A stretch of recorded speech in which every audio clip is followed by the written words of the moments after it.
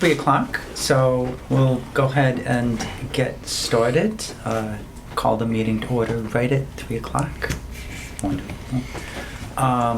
So again, Colleen notified me earlier that she was going to be unable to make our meeting today, so it'll be the 6 of us. That is quorum, so no issues there. We sent out the agenda and the minutes, which is our first agenda item. So do we have any changes or corrections to the minutes? No? Great. So do I hear a motion to accept the minutes from September 6th? I'll make the motion. Great, thank you. Second? I'll second it. Wonderful. All in favor of approving the minutes from September 6th? Aye. Yeah. Any opposed? Any abstain? Wonderful. The minutes are accepted.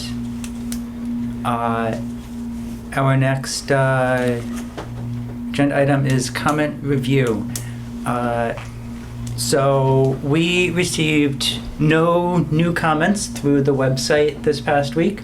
I did send out a little earlier today the list of all comments received to date, sort of split up by the subcommittees that we have directed them to, and additionally sort of split up between ones that sort of address existing charges and ones that represent sort of new ideas for changes to the charter.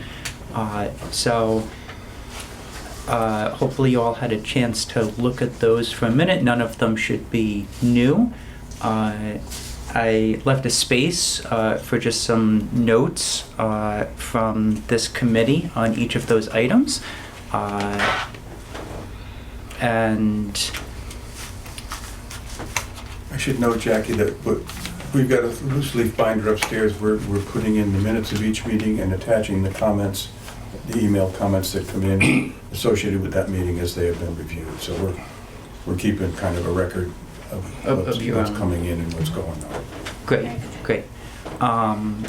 So I think this document that I started to send out will be useful as we go forward to sort of look at each comment, and as we feel ready, we can sort of vote as a group on those and sort of start putting them in the done pile, which is good. So one thing that I thought would be valuable to look at today is which of these we think we might be ready to have a final vote on as a group next week.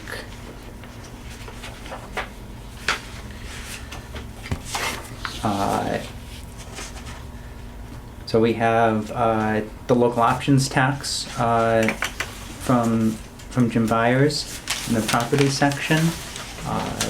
Happy to hear from someone from the properties group if that's something that they're still looking at, or if they're ready to start thinking about whether we adopt that or not.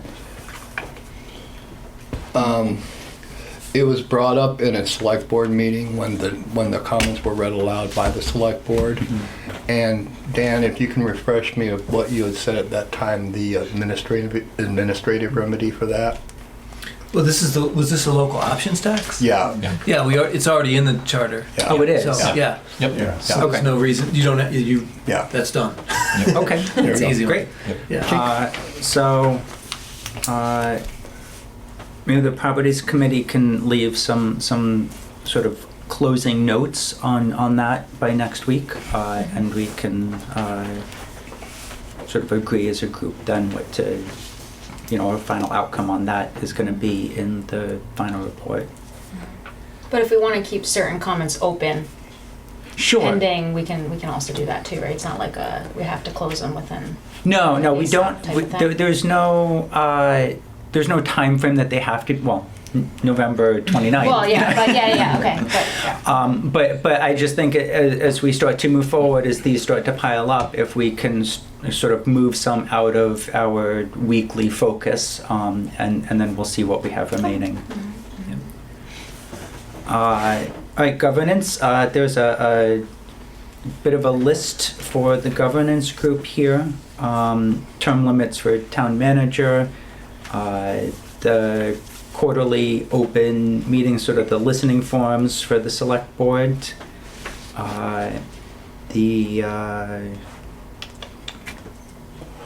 this piece about acting in the best interest of the town or the residents of Bennington,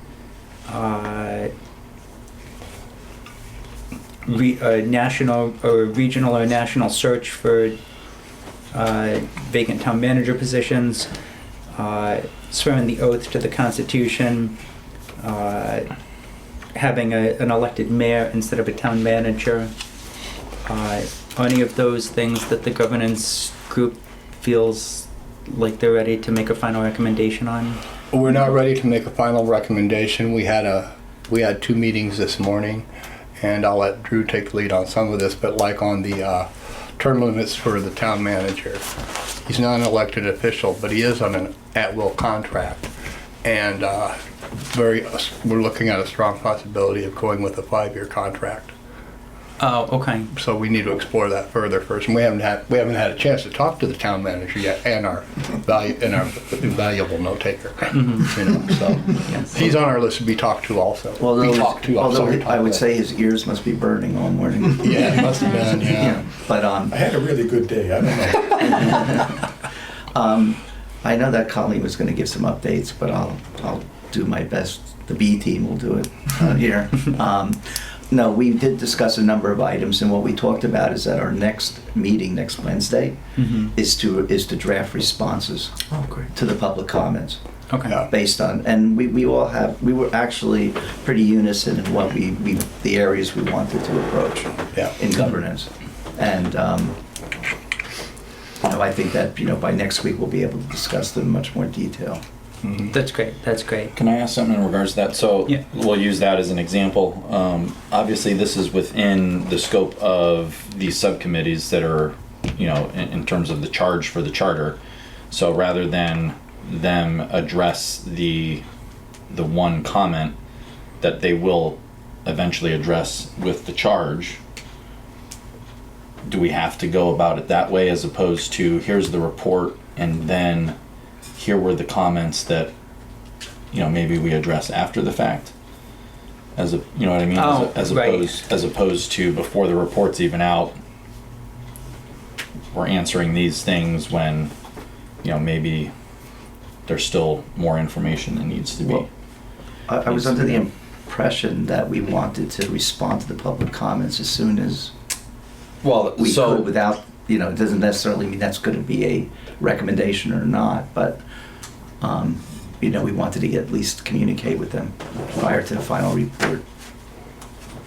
But, yeah, I guess that's what I'm asking is like with that specific of a public comment that will be included in the charge, because that is what you guys are part of what you guys are addressing.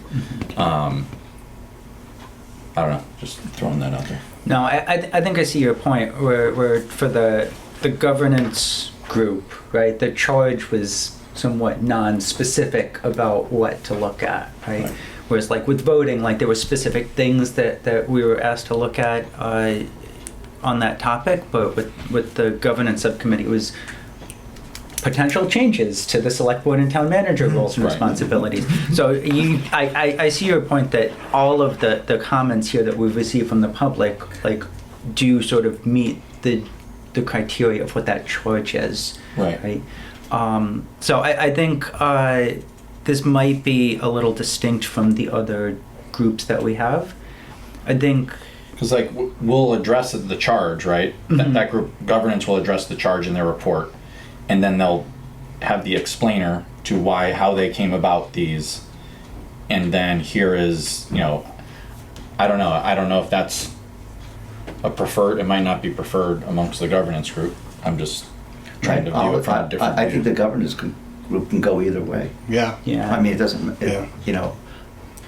And I think, Charlie, there should be some flexibility for each group to sort of navigate that in a way that makes the most sense for their specific charge. And I mean, I would just say that I think a response to the public comment could be, we are looking at this comment as part of the 100%. charge. Right? That could just be the 100% as response. opposed to an answer, Correct. Right. which they then next week may Yeah. talk to Stu, and Stu may give them a perspective that changes it. Right. And now we've publicly put it on record. Here's what we're doing. You know what I mean? So Well, essentially, I was where Rebecca was. That's it's actually going to Okay. be, but at least it's a response back Yeah. to them. And I could definitely make the caveat that this is all exploratory still. I mean, we still have meetings to take care of. We need to talk to the subgroup committee, and then we need to present to the committee before anything's perhaps I presented. interpreted that incorrectly, Yeah. because I was just under the No, impression that we're, we yeah, can this give was, them a finite this was answer. our first set of meetings this morning. And so I was just answering, giving the person that, or the people who are interested in this comment, it is being looked at, here's a possible avenue, but nothing is wrote in stone until the committee approves it, and then the select board has to approve it. Yeah, so I think for all of the groups, the comments that you see here, in addition to your own charge, it would be great if we could have some notes from your group on each of these things by next week. Yeah. Okay. The miscellaneous subcommittee has a couple things here. One, I left a note because it seemed like we had some general agreement that any regulation of outdoor lighting should be adopted as an ordinance, not in the charter. So, and again, I see a lot of heads nodding, so maybe that's another one that we can vote on next week. And then we can stop bringing it up at every meeting. The other ones for the miscellaneous group are the storefront churches. No, I'm sorry. This is about education. Bennington schools have to provide a secular education. I think again we sort of said this isn't relevant in the charter, so maybe if we just get some notes from the miscellaneous subcommittee, and then we can plan to vote on that next week. Yep. Yeah, great. And then the comment from Aaron Sullivan regarding the fees associated with the water bill. Again, I think not a charter issue, probably. And we can get some notes from the miscellaneous group, and we'll vote on that as well. Sounds good. The remainder of what's in here, specifically the Seaport Autonomy Group, we've received no comments through the website that are relevant to that. Certainly we've received some comments at meetings, but we haven't received anything in writing on that. And then the voting group received a number of comments, but they were just voicing support or opposition for the existing charge there. So I don't know that we need to specifically vote whether to take up or reject those specific comments. Just taken under advisement as part of the charge. Great. Anything else from this committee on public comment review this week?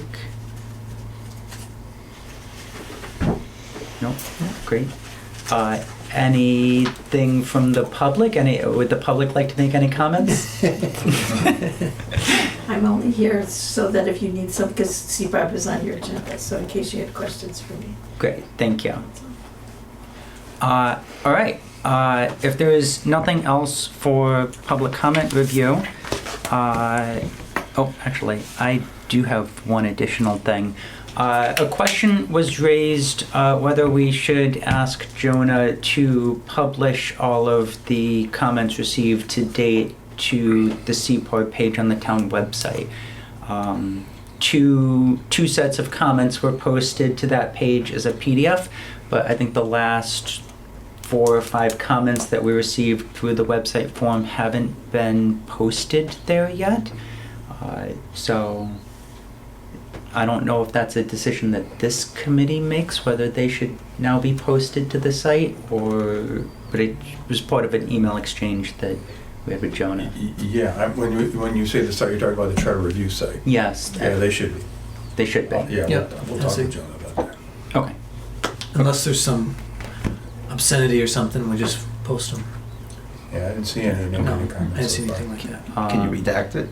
Yeah, if there was like Yeah. obscenity, we would redact it. We wouldn't just get rid of the whole comment. Okay. But yeah, And we will redact like the IP address and some of that technical stuff that we Yeah. collect. Yeah, just as it is when you see it, it's all out. Yep. Great. Great. Okay. We'll move on to subcommittee reports. We put some times on these things just to try to keep us a little focused here. So if you, do we have a preference whether we start with CPARP or start with the other subcommittees? No preference? Great. Well, I have CPARP written first, so let's start there. There you go. I sent around sort of a little bit of written sort of synopsis of the work that our group has done so far.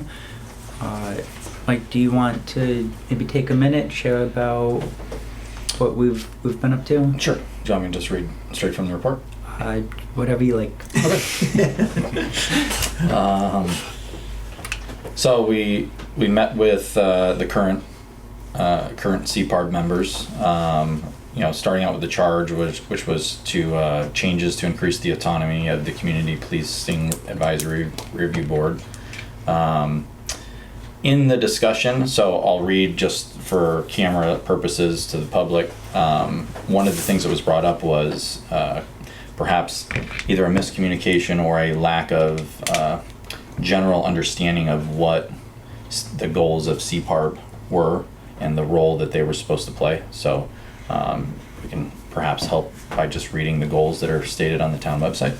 It says, in partnership with the Select Board, Town of Bennington, and the Bennington Police Department, BPD, the CPARB has the following goals: recommendations on police department training and community collaboration efforts, recommendation and review of proposed new and existing Bennington Police Department, BPD, policies and procedures, review of anonymized data on complaints and compliments for the purposes of identifying problems, patterns, and positive actions, analysis of townwide safety data with a focus on equity and areas of need, comparison of local data to other Vermont municipalities, state and national trends, fostering of collaborative efforts within the community to hear all voices, and lastly, worked with the Select Board and town staff, including the BPD, to promote learning on community safety and equity issues.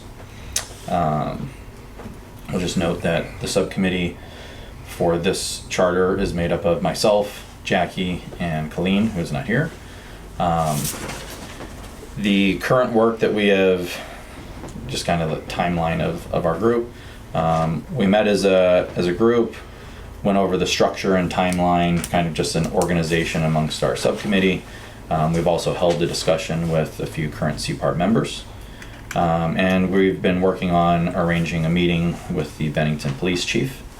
Our focus generally has been on initial efforts on community policing research, any relevant background that could help us in our decisions regarding this topic on the charter, and then specifically current CPARB structure versus perhaps other advisory review board structures, and then kind of digesting the feedback from the current CPARB members themselves and what their experience over the last just under 2 years has been.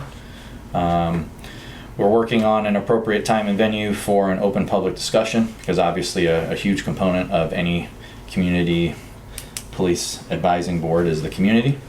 And so the general takeaways from the CPARB discussion with those members were, in no particular order, and this is not an extensive list, but there's limitations of the board.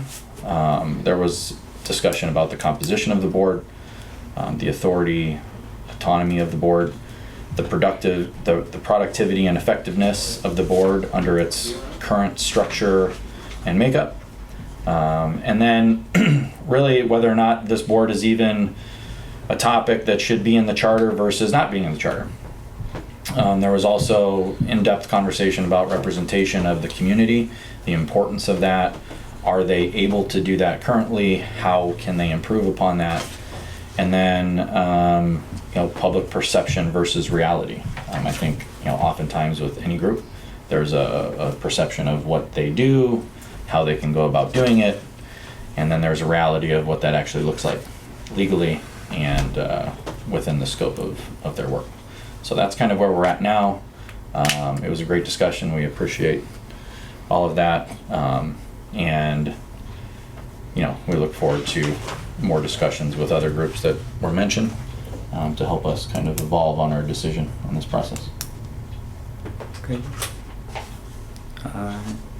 Thank you. Do you have any thoughts about what changes we might consider for the charter? I mean, I think the perception issue is real. I think there's an intention of the board. And I think there was a lot of discussion about whether or not the board can live up to the intentions based on the current structures and lack of budget, lack of resources, authority or autonomy, versus a different structure like, say, a commission, which is also used in other areas. I think the board members are also members of the community, which is important.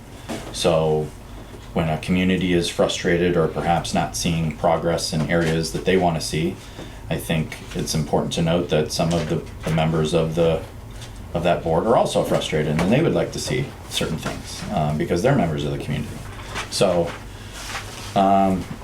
certainly that discussion changed my perspective, or I shouldn't say it changed my perspective, it opened my eyes to other questions that we need to get answers to before we finalize our report. And then there's still another side of it, which is talking to the actual police department and finding out what their stance is, and then reaching out to members of the community who are neither on the board nor members of law enforcement. I know there was issues about training. Mm-hmm. How extensive the training is going to be. Board members, not just the demographics of the board members, but what is the background of the board members and how that would play into any sort of advisory review board. Mm-hmm. What is the experience they have with law enforcement? What is the experience they have perhaps having experience with issues with law enforcement? So there's just a lot to cover here. And we're just, I think, the very beginning of the discussion and research on this topic. So. And what does it take to get on the board presently? I know you have to be approved by the select board to be appointed to the... That's correct. Mm-hmm. Are there any other, No. be resident? A resident of the town of Bennington, right? Yeah, and inactive in the community, have some Okay. volunteer, and have interest in the topic, if you will. But that's about it. Okay. And I how do long think that there is it? is a requirement that members be able to pass a background check Yes. so that they Yeah. can receive the training Yeah. that they get through the police department. That's Yeah, they get you into the facility. Yeah, we have to have FBI check and all the rest of that. Could I make one comment about, I don't want to Sure. interrupt your discussion. Go ahead, Kate. For the board, there's a distinction in terms of activity between review and advisory. So for review, we're supposed to be able to investigate, and none of us feel competent to be able to investigate the police, besides the fact that they have a contract. And so, and there's personnel and confidentiality issues in there. And so we don't feel that that's our place to investigate that. Not only don't we have that level of background, that expertise, but with a contract with the police union, that's just not gonna, well, however those terms are. The other thing is that, and that seems to have been part of the beginnings of the process in forming CPAP, as far as I can tell. Because I wasn't here for the how that whole thing came. The advisory is kind of what we're focused mostly on. And that has to do with engagement, being a liaison between the community and the police department. So this is why we had the listening sessions, and so we give feedback and meet with them on a monthly basis, Kelly and I. The other thing that is sort of out there, sort of floating around, is nowhere in the resolution does it define or does it discuss what community policing is. Oh well. So there's been confusion in the community about what community policing is and how it differs from more traditional law enforcement. So we're in the process of making revisions to that resolution and to those goals so that they more explicitly identify community policing principles. Anyway, I don't want to get off topic, so No, I wanted to let you know that. I appreciate that, Kate. And I think that's where it's helpful to have the list of goals that Sure. the select board laid out as sort of representative of what the select board sees community policing as in this community is to achieve those goals. Right. So when I hear you talk about review, I hear you suggesting that you see that as investigating officers, investigating complaints about personnel, as opposed to reviewing policies and procedures and those kinds of things. Typically, that's how it's used in the community policing literature and the research. That's typically how that distinguishes between advisory. So that's why we're looking at the language of that. Just if you look at some of the documents from the Department of Justice, U.S. Department of Justice on community policing, that's where the focus is in terms of review, which is why a lot of community policing boards, because they're review boards, they get into trouble. They have a lot of difficulty engaging the police departments in sort of corrective action and acceptance of, adoption of, I should say, of the community policing principles. Because they see it as an adversarial position rather than as a partnership. Right. Yeah, and I can say the select board did not intend CPARB to be That's an right. investigative arm. That's right. And so thus they used the term review thinking it meant what you had suggested, Jackie, is Right. that they review policies and procedures. Yeah. But And the term may advise. now That's the add- trouble. Yeah. That's the trouble. Advise on changes to those policies and Exactly. procedures and Yeah. trainings that would be valuable and those types of things. Well, to that point, one of the other things that was mentioned in our discussion was about many people feel that CPARB works, under the police department. And so just in the goal that's stated on the town website, you could interpret in partnership with the select board, the town of Bennington, and the Bennington Police Department, the CPARB. So it could be interpreted that the CPARB is in partnership with the Bennington Police Department. Yeah. And whereas many people in the community, I'm not going to speak for everybody, but many people in the community perhaps want a community police advisory review board to be independent. Right. So I think part of where my head is at is perhaps seeing if it is within the charter's means or purpose to help better define CPARB. Yeah. So that's kind of where I'm initially at, but the feedback from that discussion was fantastic. Well, it's why we're using the word liaison.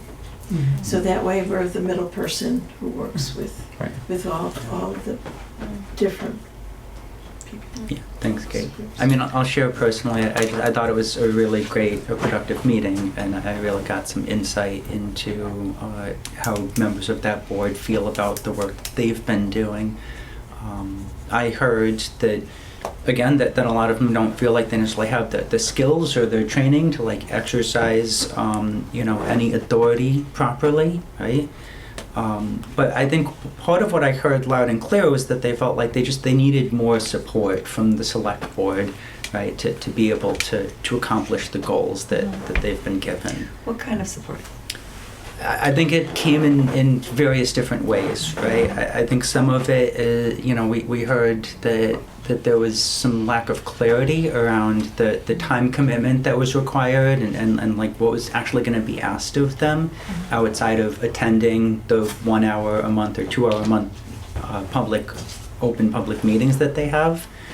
And so, I think when we think about the final report we make, some of the things might be not charter changes, but that, we suggest that the select board provide some written documentation about the process of accomplishing these goals, or, just to make it clear what they expect the board to be spending their time on, how much time they expect it to take. There is currently no budget for Right. CPAR. And there was no budget. And then one of the things that was mentioned was they could not make donations in terms of providing. We get criticized for assisting the police department on some of the activities that they do, right? Even like passing out popcorn or popsicles or whatever. That somehow we're it's an ethical violation in some way, which is strange. But in terms of the time frame, we've had a member of the select board suggest that each member, we all 7 of us, would hang out at definitely like hang out at a business all day. And take a turn and stop in a business and just be there all day and listen and ask people what they think about community. It's like, what? Anyway, so it's, yeah. Yeah. I have a It couple- ranges. Can Yeah. so I think part of the other way that I look at this is in talking about like them needing more support from the select board. I think like that clicks for me that like why part of our charge is looking at potential changes in the charter, because we're not going to have this same opportunity for another 5 years, right? So if there are charter changes that would be valuable for CPARB, we should look at them now, because if we don't and the committee stays largely, continues to struggle for the next 5 years, it might not be around in 5 years the next time charter review comes up, right? And so one of the things I heard from them was that they've had challenges just getting some of the data, as we saw in the goals that were listed. There were a couple kinds of data that they were supposed to be analyzing and looking at, and what we heard when we met with them was that they've asked a couple times, and for whatever reason they've had challenges getting some of this data. So I know some of the CPARB group From who? I police? think largely they requested through their liaison, through the town employees, and then it works its way to the police department. Also the state So for the police. state, But it's a data. it's a national request data? that they make. Yeah. They don't have any power to compel that information to be delivered to them. They just say, "Can we please?" And if the answer is no, or "Oh, we didn't get around to it," like that's where it ends, right? Yeah. So I have in some of the research found that other communities around the country have actually granted their boards sort of subpoena power so that they can get the information that they need to fill those goals. And that's one area that I think might be interesting to look at in the charter, right? I think the other one that we've heard tossed around a few times is some sort of disciplinary power, right, over the officers. This would fall into more like the investigative stuff. I don't know that that's really a can of worms that we want to open, but that would probably involve a charter change if that's something we wanted to pursue. The other things that I've seen that have been helpful to other similar boards around the country is like having some technical knowledge on the board from a lawyer, from a prosecutor, that would actually be able to look at the policies and procedures and have an informed opinion on that. A budget, a lot of places they index the budget of their advisory board or their review board to the police department's budget, so that as the police department's budget grows or shrinks, the advisory board gets 5% of that, something like that. And then having like some written operating procedures, some written guidelines that define how the police chief, for example, will respond to a recommendation from the review board, so that it's clear what kind of response to expect from the police department. Again, I don't know if that's a charter change, but something that we just might recommend that the select board consider putting in place for the advisory review board. Can I ask a question there, and I'm asking this as town staff? Do any of our other boards have a power like that? No. To where, yeah. You also have union issues Yeah. and due process issues and employment issues, employment law issues. So it's a very fraught area. Let's just say that. Well, and I think it also goes Is the back to chief also on a qualifications, union right? contract? That's a good point. Is the chief also No. on a union contract? Yeah. So the chief is a little separate from union But he has contracts. statutory protections as a police chief with regard to review for any discipline and that sort of thing. Okay. Yeah, so. And I can just off the record, I can tell you that I've talked with Paul about trying to better understand what the data is that they're looking for, so that he can better provide it. I mean, there are all kinds of stats that we develop based on what we do, Mhm. and then there's other data that goes to personnel issues, actions taken, not necessarily what they were, but how many. And I know the chief has a concern about going back beyond the beginning of CPARB. I He's see, willing to yeah. provide everything from CPARB forward, but he doesn't want to go back in time and dig out all the records that may exist. Mhm. Why not? About disciplinary issues that existed years ago. I It's a can't- different model. Yeah. It's a very, very different model. Community policing, it has to do with much more engagement. There's less enforcement. I mean, I can give you examples of that if you want, but I don't want to take up so much time that you don't take care of your own business. But it's really very different. Community policing is very different than traditional law enforcement. And so officers would be expected to just cut to the chase, and they don't care about being rude, okay? And now we have officers that will talk to folks and afterwards play basketball with them, and it brings down the temperature, and all of that is covered, and they're paid for all of that. They don't have to check their supervisor for that, and under our law enforcement framework, they would have to call their supervisor and say, what can I do, and can I use this, and is it my time or your time? Thanks, Kate. Yeah. So, yeah, very, very different. Just a Give your- couple yeah. comments Go for ahead. your consideration as a subcommittee. One is, I understand that Albany and Burlington are really on the forefront of a lot of these issues, and it'd probably be easy to connect with someone there.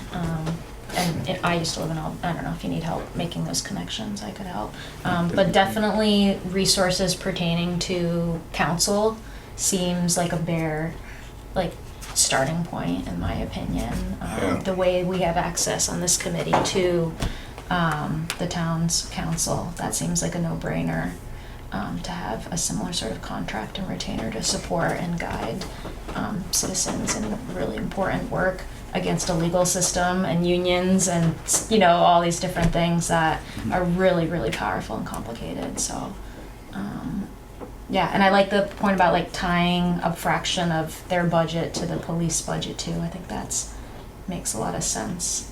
Mhm. To me initially. Yeah. I have a question too. So currently, CPARB is not in the charter at all, right? Because they were created outside of the charter. Does putting them into the charter help guarantee their long-term existence? I suppose it would.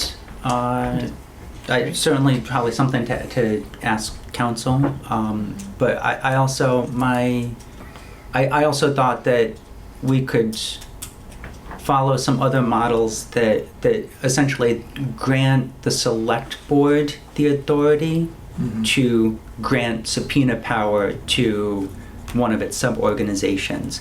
And so we would actually be granting the authority to the select board, and then the select board could assign that power to another subcommittee of its own.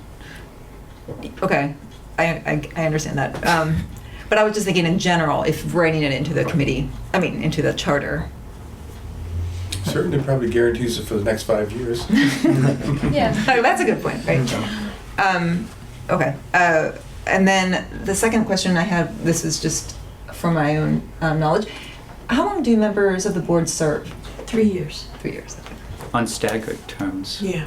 Oh, that's good. And, Okay. yeah, and then they can be asked to sit for another 3 years, and then 2 years after that.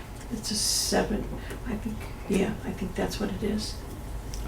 There are term limits actually Yes. for CPOR members. When it first started, it was Um, staggered. It was like somebody 1 year, So- 2 years, 3 years, and now Okay. that's been changed. Right. So all Everybody serves CPOR for members 3 years. are appointed for 3-year terms now. When it was initially formed, some were appointed for 1-year terms and some for 2-year terms to sort of start that stagger off. I think isn't there in the resolution a period, it's only like 2 terms and then you've got to Yeah, be then you off? gotta Yes. get Or- off. Yes. Then It's you the can go only back. commission that, or board that we have term limits Yeah. established. Mhm. you have to get But I off. don't think it's permanent term, like they can come No, back. They can Yes. come back. Yeah. Yeah. Yeah. Okay. Yeah. So you have to wait 1 year I and believe then it's- you can come I back. believe it's 1 year. Yeah. But you're always applying, so there's always a review by the select board for the people who are on that. So just because you've served 3 years doesn't mean you're gonna be on there for another 3 years. That's right. Does that make sense? Totally, yeah. I was just thinking about, people going through training and like, what is Yeah. that investment? How long are they going to be? Mhm. Yeah. So, thanks. Well, I think to your point, one of the other things is tasked to the subcommittee is to determine whether or not we want CPARB to be part of the charter.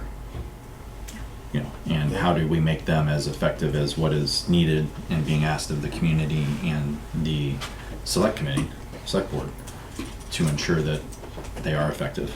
Because, for exactly what you said, if we're going to have discussions about a budget and Mhm. then we need to know that there's, Mhm. there is going to be that return on investment Mhm. and that there is there is advising Mhm. and there is reviewing. And they're empowered to actually meet whatever their goals are, and like, Mhm. the data request, if they don't actually have any power, like I can see how people are like, oh, why, whatever, it's inconvenient. It's like, no, Right. they need to have both resources and the legal, tools to Yeah. access what they need.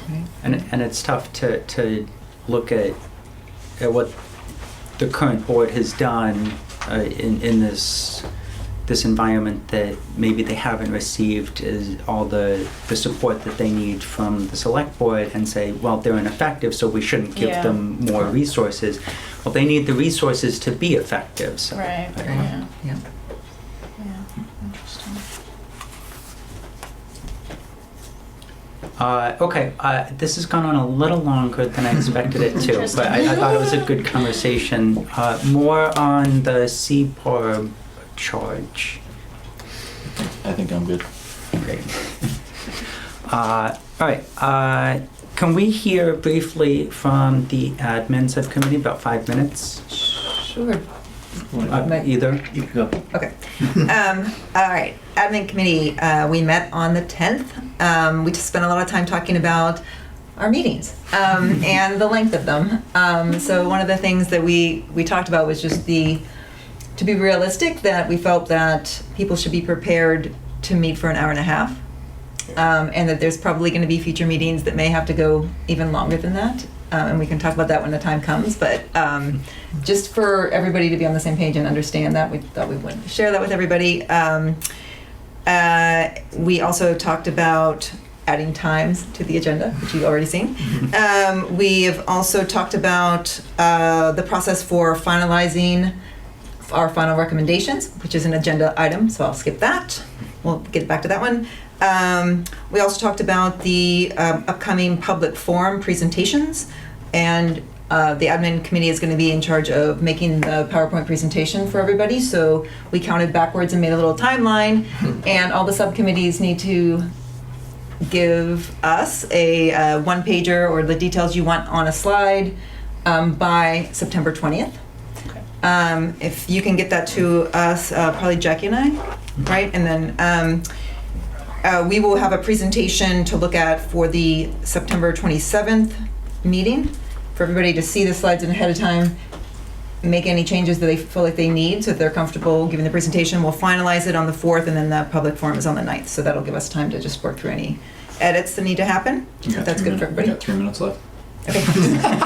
I only have one thing left. I'm good. And then the other thing we talked about was advertising the public forums, which we obviously need to do, and we're going to meet with, we're going to meet with We've Jonah. reached out to Jonah, yeah. yeah, we were. Yeah, I left Jonah, I was here today, so I tried to connect, but I left a voicemail for him. Okay. Great. Wonderful. Thank you. Any questions for admin subcommittee? Great. Could we get maybe 5 minutes from properties? Oh. You okay? But Right on this, yeah. In terms of looking ahead, Yeah, huh. We did. we do have a meeting lined up Tuesday with BCRC. You know, they're countywide and are experts in a lot of different areas, including housing properties. So it's specifically with Bill and Sam. good. Over there, so that should be a good conversation. We also provided them some of the documents that have been prepped by our committee and last week's recording, so I think it should be productive. And then I guess we're gonna, you know, we want to connect again as a subcommittee, but a few other, at least thoughts I had about other stakeholders that would be interesting to connect with or at least reach out to is reaching out to some of the downtown Bennington focused business organizations. So to me that's the BBC, the Downtown Bennington Alliance, and Chamber of Commerce, because of some of the themes that are emerging in the commercial properties aspect. So I was thinking I could just email them and just invite their comments to us. And then also connecting with one of our state representatives, since there's a lot of issues that are just like so tied to the Montpelier world, that getting some perspective from one of those people about, you know, what are the, you know, realistic chances of certain issues actually being, you know, taken up and discussed versus like not even being touched, you know, in the near future, I think would be good relevant perspective for us. I think. Have you targeted anyone from So that was one question. I don't really know who to talk to. Seth. Seth Okay. Bongartz is Yeah. by far the most effective legislator right now. Okay. And yeah, I wasn't sure if it was like a House thing or a Senate thing. Well, You it's know. both, but I mean, Yeah. I think Seth, if you're Okay. going to talk to someone who knows about housing, who knows about land use law, Mhm. Seth is, I mean, he's the guy. If you can get Yeah. if you can get an audience with him, it's worth having a I conversation. think I can help make that connection. Okay. Cool. He's a great guy, so I'm sure if he has time, he'd be happy to talk to Okay. you. Cool. I've like met him in passing and stuff. Yeah. And everything. Okay. Cool. So those are two thoughts. One was just for my clarity. I know there was some question. You know, we had some good documents with the data. You know, I had some numbers in it. Do we feel like we got all the numbers and data that we had sought from the town? Yeah, I thought it was fairly clear. Okay. And like I said, I wasn't sure if anything was still Yeah. pending with other like stakeholders on no, that. I wanted to see what BCRC had, Yeah. what kind of numbers they might have, but the report that Paul Dansero gave us was pretty, the data was pretty clear. Okay. Yeah, if you need anything else, let us Yeah. know. But Okay. Like I said, we were going to include that in our final. We can definitely use that as a one-pager if you would like. Okay. Okay, great. Cool. If are there any other sort of stakeholders we should connect with at this point, let us know. But I think that's where we're at. But I'll Thought email. about meeting with a realtor? Yeah. Oh, we thought about banks. And then Mhm. Banks? realtors. Yeah. Uh, Yeah. Right now, the most active realtor is Lily West. I can, Yeah. Mhm. I can set that up. Oh yeah. Okay, great. Cool. Yeah, and if we want anyone at the Bank of Bennington or Heritage, I could set that up too. yeah, I'm sure Jim Brown would be happy to talk to you. Jim's Jim's great. community minded. Where does he work? Bank of Bennington. Bennington. He's the Okay. president. Okay, let's maybe do that after BCRC and maybe after some of these other ones. But Yeah, then, it may help you develop questions. Yeah. Yeah. Yeah. You're right. Um, Okay. Okay, so that's I good. do know the investigative report it's going really right along. Everybody we've worked with so far has been very informative, and as a team, I think we're very focused on, okay, yeah, these are the directions that we're looking at. So I actually think we might hit our target dates. Great. Yeah. Getting there. Governance, I don't know, there's a lot there. Yeah. Any questions for properties?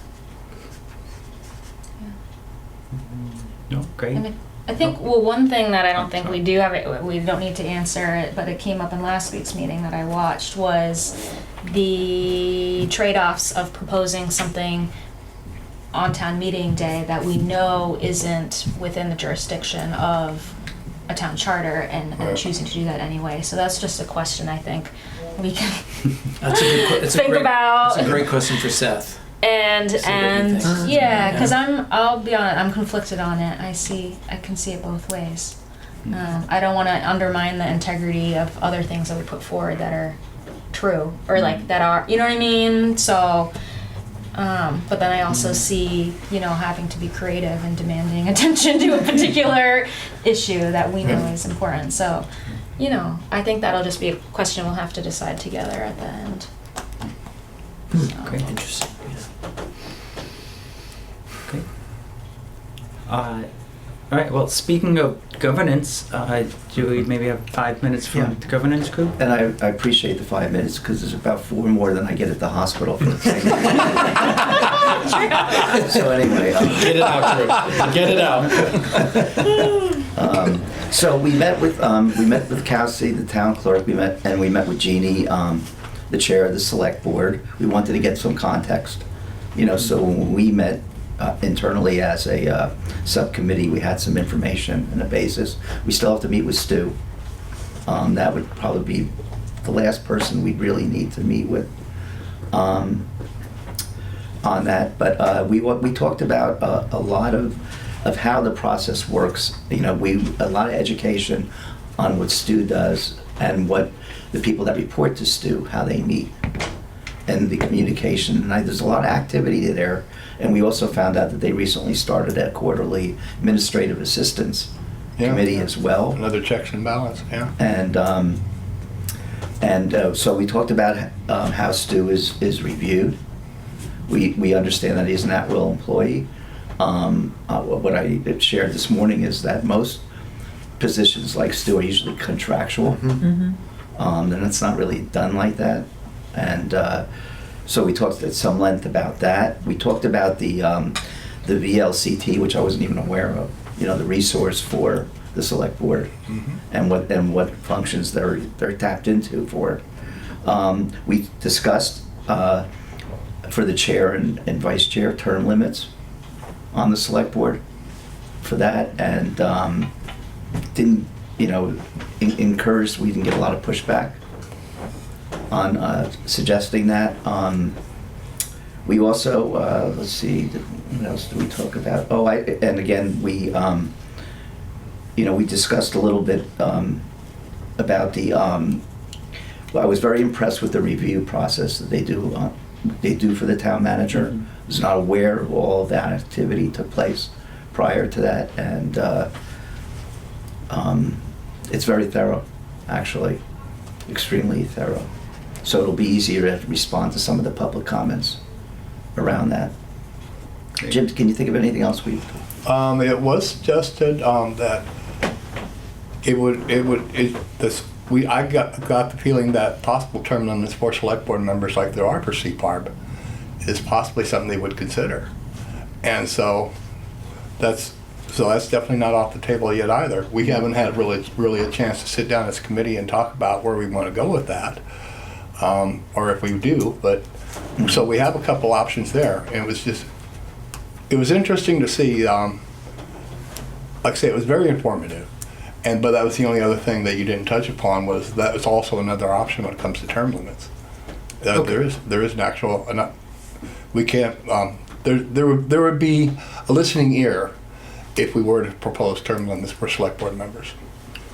So just so I'm clear, you're both looking at term limits for being on the select board Yeah.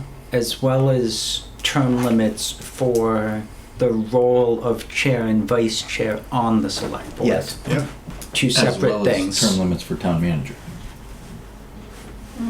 Contract. Contract. Contract, yeah, because he's not elected, so Right. term limit, yeah, Right. yeah, Okay. yeah. I believe the state legislature has been pretty clear that they see term limits for elected officials as redundant with being an elected official. And that, to be honest, that was my thought. Yeah. It's an elected position. It's if I want to put a term limit on something, that's how I'm going to go vote. The term You know. limit is 3 years, and you can Yeah. then be.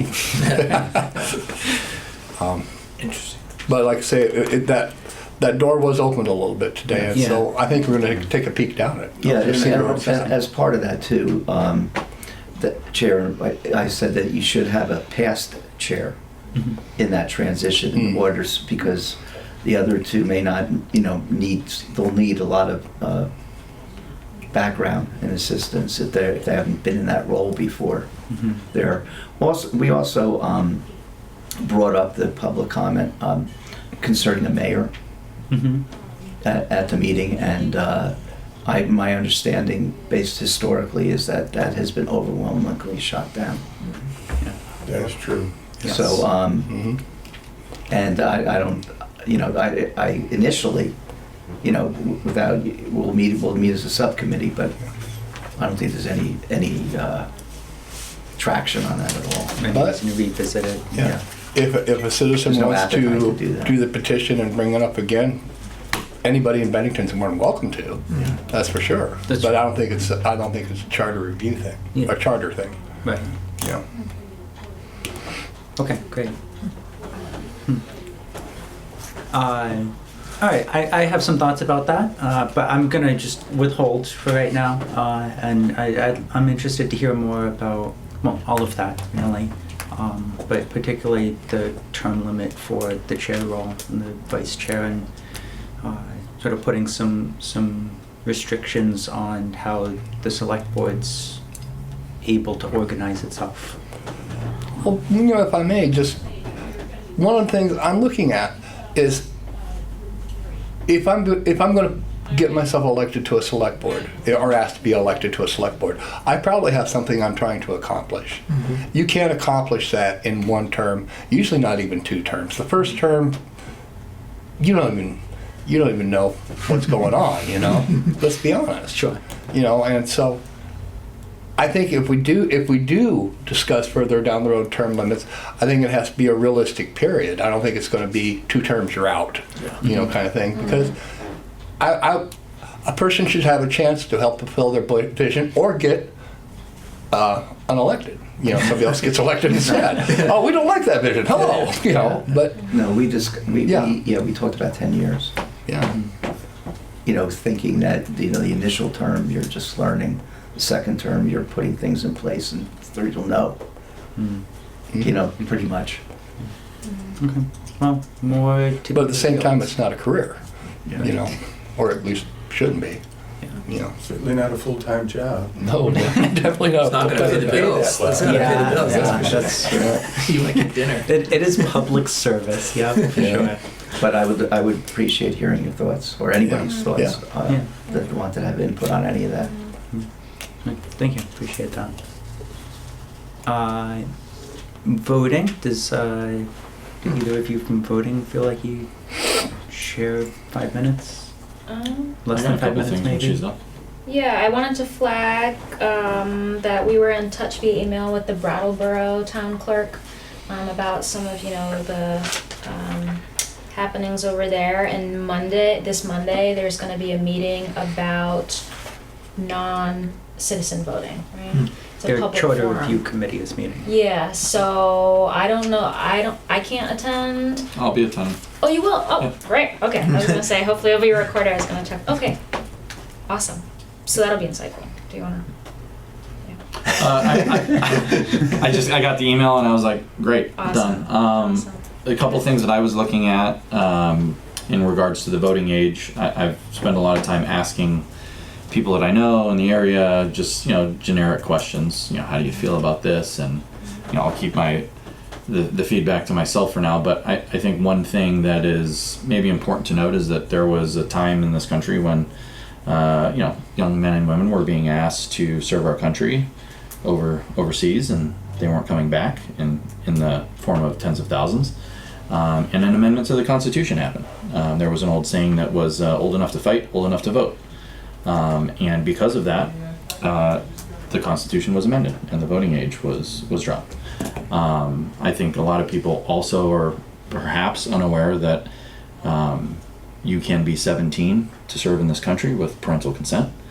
So I don't think it's out of the question that we should not generalize 17-year-olds as all of one mind, all of one capacity. There are mothers, fathers at 15, 16, 14, younger, unfortunately. Life happens in different capacities for everybody. They have different circumstances. They come from different backgrounds. They have different needs. And we all have dreams. And we all have visions for what we want this country to look like. And part of that, I think, goes into the decision of the subcommittee on the voting age. And I don't think it's as black and white as a lot of people may see it. I don't have the numbers of the amount of 16 and 17-year-olds in Bennington. I don't have the numbers for the amount of 17-year-olds that have requested to serve in the military with parental consent. But perhaps those are numbers that, I can work to get.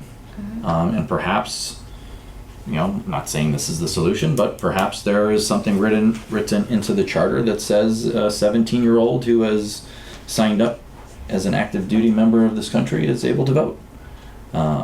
So I think that I started to see some branches in things the more I looked into it. And so it's again, I say this a lot for every subcommittee, but there's a lot to it. It's not, definitely. it's not just a simple thing. Mike, would you consider somebody who's involved like with this Civil Air Patrol? Because those are generally high schoolers that are going to be pursuing a career probably in the military. Yeah, I think that's an interesting question. I know, my family has been part of the ROTC program. So I think that's, there's questions there. Now, is that active duty? No, excuse me, sorry about that. Is it active duty? Is it, the date of enlistment? I think there's some things that you get into, but Right. that's not just, I don't want to get into like, we're only focusing on military, Right. service. But that was just one consideration, perhaps, to show that it's not just all 16 and 17-year-olds are, Right. of the same. Okay, understood. Another thing that's sort of and then in Brattleboro too, so they lowered the voting age. It was done by a referendum, not by a charter amendment. So I hadn't known that, so it's just because I was asking for like records and resources, and they said it was done quite differently. But they still might be sending me some stuff. I'll follow up. Yeah. Have they indicated what the results are of that, or is that just That was one thing I was going to follow up on. I think the person over there said that there might be some data. And again, I was like, the data, like I want sort of these numbers to just give us a sense of scale and everything. Did they give any background as to, or perhaps this is what we can request of them, what led them to that referendum? I don't Like, know. was there an uproar of 16 and 17-year-olds that were Right. outside of the town offices, like, let us vote? Yeah, no, I don't know. And I want to read the I would- news too. Yeah, I would have to look up the source again, but I do remember reading an article on Brattleboro's turnout the first election after they allowed 16 and 17-year-olds to vote that indicated that 4 youth had showed up to vote. I remember you said it was very, very minimal. Yeah. So I can try to find that source again, but Or I wonder if Cassie couldn't get you in touch with the. And so we're meeting with There you Cassie go. hopefully There you next go. month virtually. Yeah. And so that'll be great. Again, around data, election management, we're also mindful of how much elections cost the town to Right. do and blah, blah, blah. But one other sort of, I think just like larger theme or that is emerging for me in reading and digging into this issue is really hearing from some people that they're concerned about expanding voting rights to people, and they're against it because they don't think those people will vote like them. And to me, that's really scary. That's really because Yeah. there's no right or wrong way, in my view, there's no right or wrong way to vote, and American history has just been full of people trying to retain voting rights for only people that look or talk or whatever look like them. So I'm already like aware that I've heard some things like youth are going to vote like this, and it's like, well, let's not let that be like the main reason we want to keep them from voting. Let's lead with sort of these other types of issues. And so that's just something I want to like name as already emerging, I think, for me early on and hearing lots of different voices. And also, I think, and you had also mentioned in the last meeting, we do want to keep the two parts of the charge relating to voter eligibility separate because the issues surrounding those different demographics are very, very different. So we're also holding that together and separate. Yeah, and I think it's important also to just remind everybody that we're not that far removed from a time of a 3/5 vote Right. and women not being able to vote. So anything voter suppression related for some sort of overriding, you're not good enough, you're not qualified, you're not this, you can't vote, is very un-American and is one of the things that I think we all as Americans take pride in, differentiating us from perhaps other forms of government throughout the world. Yes. So we want to be very careful about that, just as people in general, but also specifically for this charter. Yeah. And even as a side note, for the vote this past Tuesday, I had a friend ask me if it was only homeowners that could vote. And I was like, you mean only property owners? I was like, no, like everyone, but it's like, it lives still, even this week. So, And I reached out to Jackie about, I've reached out to a resource of mine who has very extensive experience in one of the nation's largest voting populations to help maybe give us perspective on non-citizen voting and what it's like to oversee elections. And if I can make that happen, there's no guarantees just because of the whole political climate of everything. I think it would be a great help to the voting committee. Yeah. that's it. But Cassie, I think, will be great. Yeah. I guess one other note on that is I'm also looking to attend Monday's Charter Review in Brattleboro. So I don't know if you're planning on going in person, maybe Corporal Loud or... There we go. Yeah. I'll watch if there's a recording. I'll ride shotgun. It is on Zoom. It is on Zoom. Okay. Yeah, I checked the agenda and it is also available on Zoom. Great.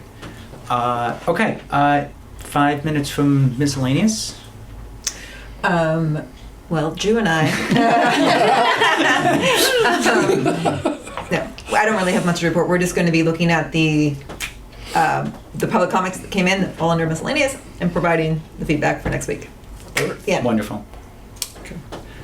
All right. Anything else on subcommittees on the charges in general? One thought I had maybe for the admin committee, and maybe it's a dumb idea, but obviously the presidential election, I think, is the week before our second community forum. Okay.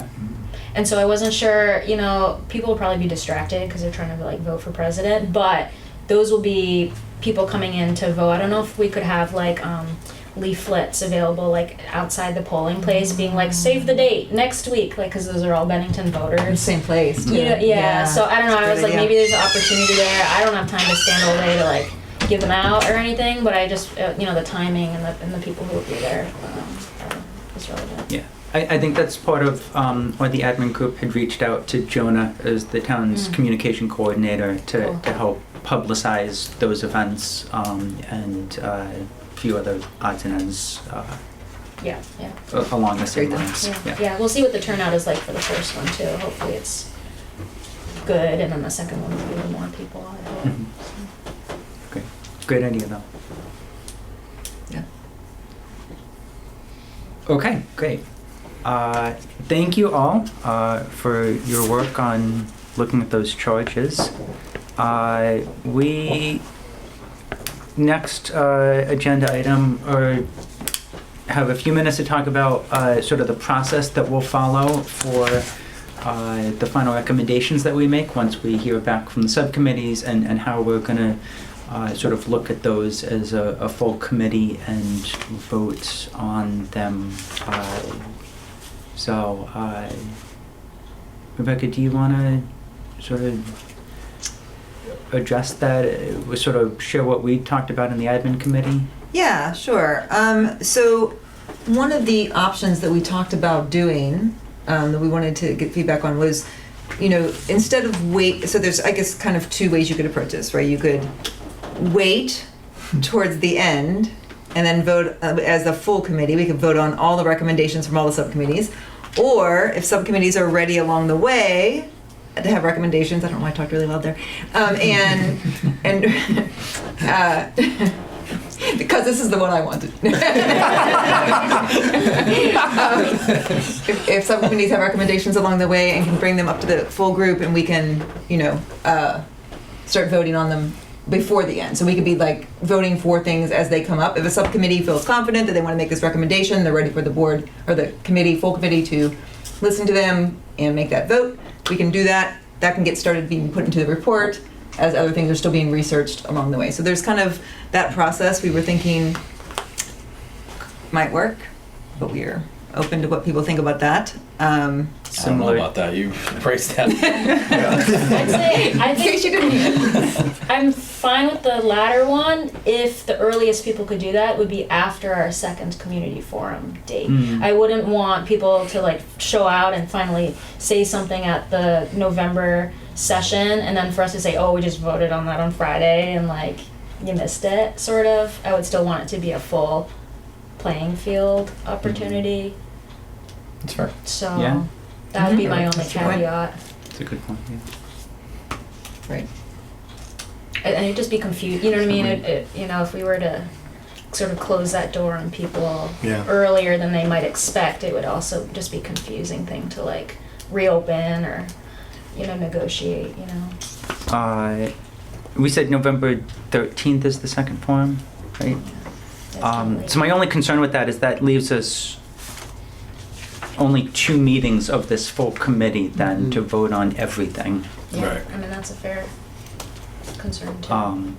We had been hoping to have that second public forum, but at the end of October, and then that would have left us 3 meetings to take on board. What if, to your point earlier, what if those last 2 meetings are not an hour and a half, and we just say, let's turn one meeting into effectively 3 meetings? Not that I know, we're not trying to be here all night, but I'm in that's what it favor of takes. that. I think that's what it Yeah. would entail, Okay. honestly. So then, I guess the idea of a longer meeting then, and then we would have 1 week before, so we would meet on the 15th for 2 hours, 3 hours, whatever it takes, right? To sort of hash out amongst ourselves the final language that we want to put in, and then we would have 1 week to put that into the report format, and then our final meeting on November 22nd, we would have the full report. Yeah, it's a lot of work for 2 weeks, but Yeah. Yeah. I mean, I guess maybe you guys could do, if a committee is pretty much sure that this is what they want to do, you can certainly have like a consensus vote and say, yeah, no, that sounds great, subject to public comment, so that you could start at least trying to draft some preliminary Draft stuff. yeah. What other, I don't know if this is a good idea or not, but so we have 2 public forums. Would we be prepared, or could we be able to say in the first public, we're going to be talking about these ones, because we're going to be, making those, and so that we could, I don't know if that makes it not fair for everybody to attend, but just to kind of be like, if you're interested in like voting and governance, that'll be the later one. If you're interested in, I don't know, I'm just miscellaneous, who's going to be interested in that? If you're interested in, these topics, here's where we're going to be I think it's fair as long as communication is key, right? Like Right. how well do we communicate that to the public? You know, at the end of the day, we have a timeline and deadlines that we need to meet, and that's really open to us on how we do it. So, Just another option. Sure. And I feel like if we do that, then I think we should also make sure that we are communicating both, we're advertising both forums at the same time so people can see that this one is on this topic and this one's on this topic, so that they don't feel like something's not being, spoken to. Then they can make a choice of which one they want to come to. But that's just another option for that. Interesting. Yeah. Do you have a sense that there's a certain set of topics that we'd be ready to present fully in 3 weeks? Me? Come on, it's your idea.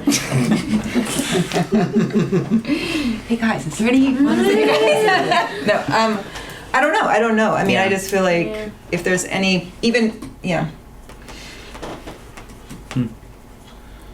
If not, then I mean, if you look at your charge outlines what the important issues were for the select board to review Right. the charter. And that may be where you want to focus your efforts in the first meeting. And if you hear something in the first meeting that is not something that you've talked about, then it gives you an opportunity to work on that before the second meeting. right. I mean, your charge is not that long. No. It may be complex, but it's not that long. And my guess is that people aren't going to come to this meeting prepared to offer written suggestions on how you ought to develop the charter. They're going to, in a sense, come to hear what you have to say and perhaps offer some ideas that they might have. But I don't think you're going to get a lot of formal suggestions from the group. But I may be wrong, but listening sessions don't tend to generate formal ideas. No ideas, right? Thank you, Mike. All right, well, I don't know what the answer is to that.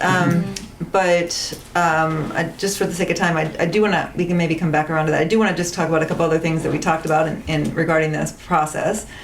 And one of them was that, just as a reminder for folks, that when we're doing these meetings and it's the opportunity for the subcommittees to share, and you're not on those subcommittees, like make sure at that time, that's your opportunity to ask for more information, to make sure that you're ready to have the vote when we have it, right? Like, so just reminding everybody that, if there's something that would be a deciding factor for you and it hasn't come up yet, to make sure that you're asking those questions during this time. We just... So that's a good point. So like the discussion you guys were having about term limits and whatnot with the select board, how would somebody who's not on that committee go about getting those resources? Do I just need to request it, or? Well, I think, the hope is that, and When we do- as I've shared, I'm asking the subcommittees to start submitting Okay. some written Or one-pagers. materials, Yeah. each Yeah. week. Certainly the one pager for the public forum, but also in general, the charges you're looking at and whatever research and background and what recommendations you're leaning towards making, so that we can all have that information available. Sorry, each week? I mean, hopefully by next week we'll have Yeah. some written materials from every subcommittee. That's my ask, right? And then I imagine that written material can be amended each week, with any changes or additions. Like I say, with the governance, this, like I say, a lot of this just came up this morning, to be honest. no And worries. so, but no, because I agree with you. I don't even know what my questions might be until I sit down and Yeah. actually, because I process by reading, and so, we'll definitely have something for you next week. So if the subcommittees can have that to me by, let's say, Thursday mornings, then I can send that out by midday on Thursday, and everyone can have a little more time to sit and spend time with that prior to getting together on Friday afternoons. So Jackie, here's a communication question. Let's say I have a question about what miscellaneous committee is doing. I'm not on that subcommittee. Do I send that to you and then you can relay? Because I don't want to hit the chain email kind of thing and all that. How would that work? I think if we're passing those messages back and forth like that, It's a little, yeah.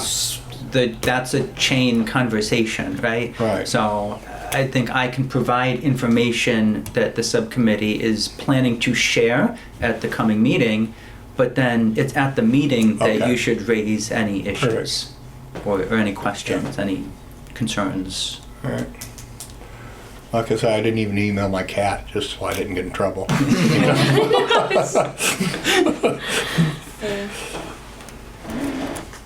Great. I think miscellaneous is doing a fine job. I do too. I got questions. My random notes from Yeah. Yes. Oh, the other thing that we had talked about in relation to this would be also when it does come back to the full committee to do the voting, whether we were okay with it being majority or if we wanted unanimous votes for the recommendations, final recommendations. I mean, granted, we haven't heard all of the recommendations, but Right. like, I don't think there's anything wrong with not agreeing to a recommendation, but it passing with majority. Yeah. Yeah. You know, Is everybody comfortable with that? I just wanted to make Yeah. sure that we all feel that way before. You say Otherwise it'll get majority? sequestered. yeah. I mean, are we going to have a record of every vote? I mean, I think that's something else to consider. Are we going to record who voted no, who voted yes, for each recommendation? Is that a record that we're going to take? It is a record that will be taken. Yeah, you have to. It's, Yeah. it's one of the minimum requirements Okay. for minutes. Yeah. Yeah. All right. Although I guess, all kidding aside, you probably could do a secret ballot, but I don't think anybody wants to do that. Yeah, that'd be interesting. Yeah. Yeah, majority makes sense then. Yeah. I mean, ideally, we'd be unanimous on everything, but I don't think it's a problem not to be. So the majority rules. There we go.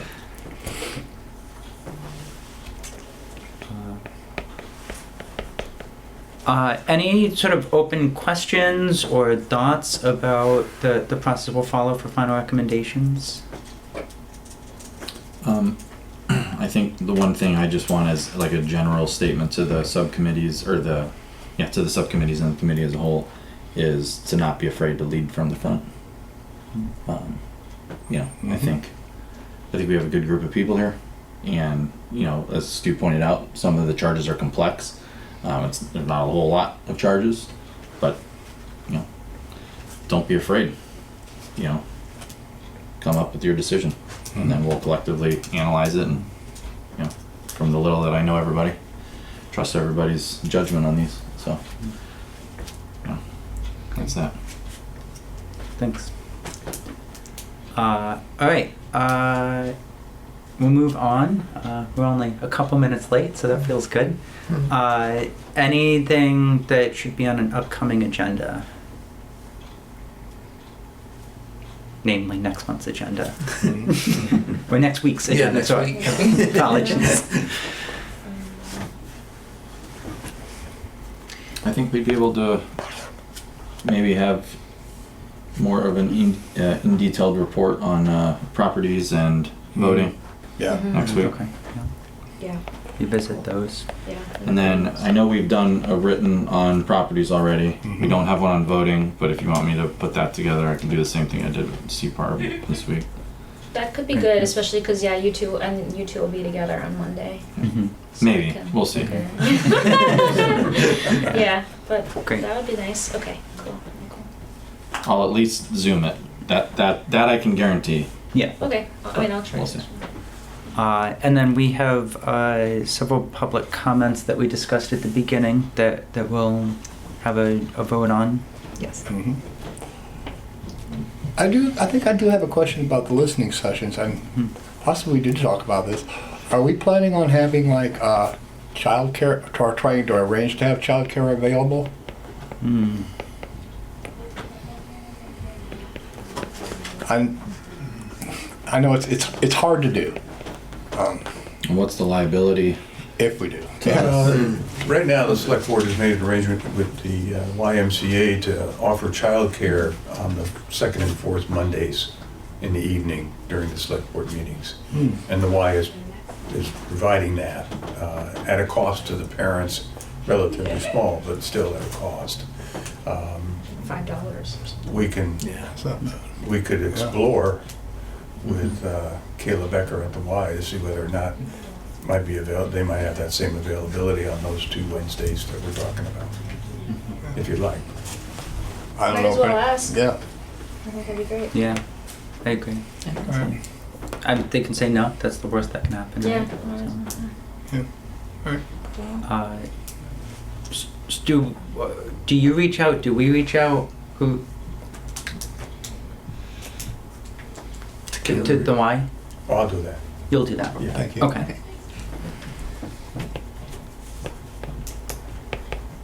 Great. Anything else for next week?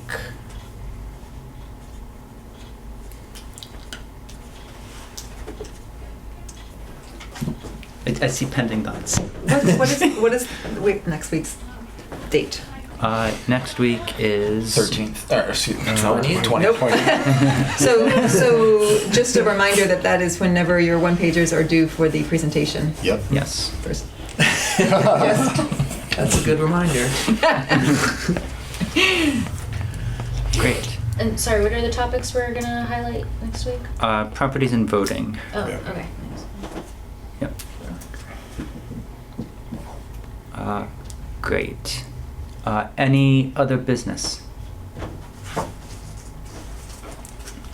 No. Do I hear a motion to adjourn? I'll make that motion. Second. Wonderful. Aye. All in favor? Opposed? Abstained? All right. Wonderful. We stand adjourned at Generally available during the 4:26. mornings next week.